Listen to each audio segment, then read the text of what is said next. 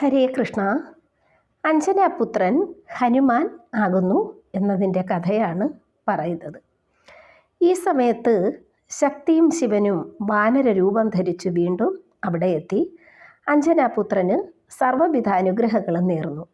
വായു ഭഗവാനും അവിടെ എത്തി അവനെ തഴുകി പുണർന്നു.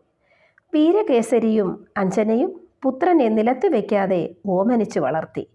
അഞ്ജനാപുത്രൻ പൊതുവെ ഭക്ഷണപ്രിയനായിരുന്നു. എന്തു കൊടുത്താലും അവൻ തിന്നും.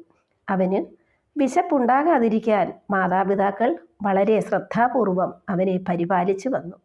അവൻ ആവശ്യപ്പെടുന്നതെന്തും അവർ നൽകും. എങ്കിലും അവൻ ആഹാരത്തിനു വേണ്ടി എപ്പോഴും ശാഠ്യം പിടിക്കുമായിരുന്നു. 12 മാസങ്ങൾ വളരെ പെട്ടെന്ന് കടന്നുപോയി. കുഞ്ഞിന് 1 വയസ്സായപ്പോൾ അവൻ കാണുന്ന മരങ്ങളിലൊക്കെ പറ്റിപ്പിടിച്ചു കയറി അതിലുള്ള പഴങ്ങളെല്ലാം പറിച്ചു തിന്നുവാൻ തുടങ്ങി. ഒരിക്കൽ അഞ്ജന പുത്രനെയും എടുത്തുകൊണ്ട് കുളിക്കാൻ പുറപ്പെട്ടു. അവനെ നദിക്കരയിൽ നിർത്തിയിട്ട് അഞ്ജന സ്നാനം ചെയ്യുമ്പോൾ അവൻ അവയാകെ ഓടി നടന്ന് പല കുസൃതികളും കാട്ടുകയായിരുന്നു.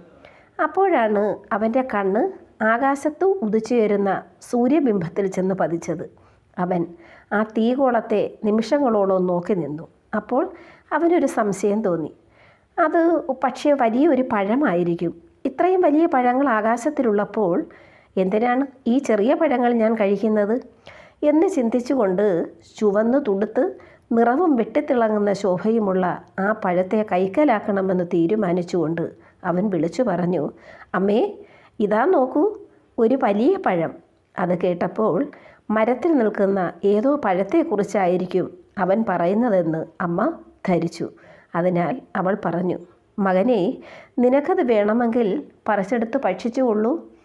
അത് കേൾക്കാത്ത താമസം കുമാരൻ ഒരൊറ്റ കുതിപ്പിന് നേരെ ആകാശത്തിലേക്ക് ഉയർന്നു. മേഘപാളികൾക്കിടയിലൂടെ അവൻ സൂര്യൻ്റെ അടുത്തെത്തി. ഈ സമയം കുളി കഴിഞ്ഞ് മടങ്ങിയെത്തിയ അഞ്ജന മകനെ കാണാഞ്ഞ് 4 ഭാഗത്തേക്കും പരിഭ്രമത്തോടെ നോക്കി. വൃക്ഷങ്ങളിലേക്കെല്ലാം അവൾ കണ്ണുകൾ പായിച്ചു. പെട്ടെന്നാണ് അഞ്ജന മകനെ കണ്ടത്. അവൻ്റെ സാഹസകൃത്യം കണ്ട് അഞ്ജന പൊട്ടിക്കരഞ്ഞു. അഞ്ജനയുടെ കരച്ചിൽ കേട്ട് കേസരി അവിടെ ഓടിയെത്തി. കാരണം തിരക്കി. അഞ്ജന കേസരിക്ക് മകനെ കാണിച്ചു കൊടുത്തു. ഹരേ കൃഷ്ണ. ഇതിൻ്റെ ബാക്കി ഭാഗം അടുത്തത്.